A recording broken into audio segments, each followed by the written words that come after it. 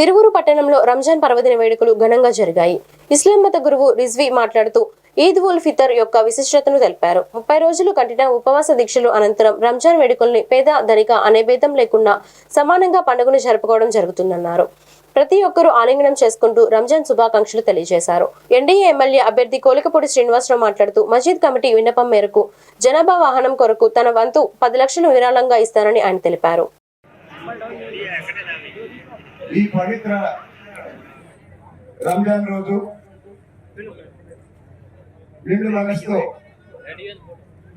ఈ ప్రార్థనా కార్యక్రమానికి నన్ను కూడా ఆహ్వానించి ఈ కార్యక్రమంలో పాల్గొనే అదృష్టాన్ని నాకు కల్పించిన ఈ కమిటీ వారందరికీ, ఇక్కడున్న ముస్లిం సోదరులందరికీ,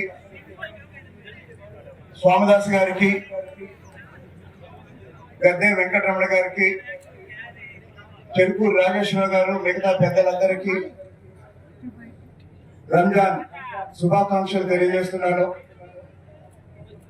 ముస్లింలంటే బ్రిటిష్ వాళ్ళు మన దేశానికి రాకముందు 600 సంవత్సరాలు ఈ దేశాన్ని పాలించిన పాలకులు.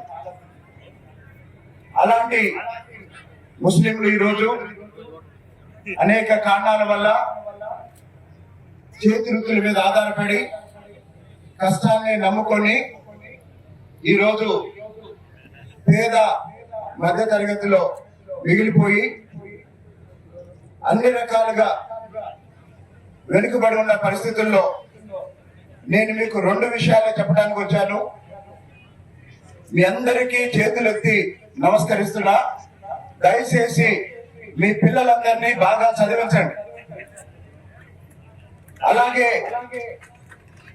మీ పిల్లలందరినీ బాగా చదివించి వాళ్ళని ఉద్యోగస్తులుగానో వ్యాపారవేత్తలుగానో తీర్చిదిద్దని మనం పేదరికం నుండి బయటపడతాం.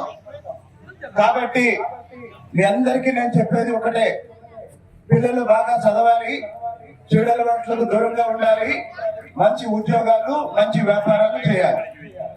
ఇది నేను కోరుకునేది. మీ పిల్లల చదువు కోసం, మీ పిల్లల ఉద్యోగాల కోసం ఏ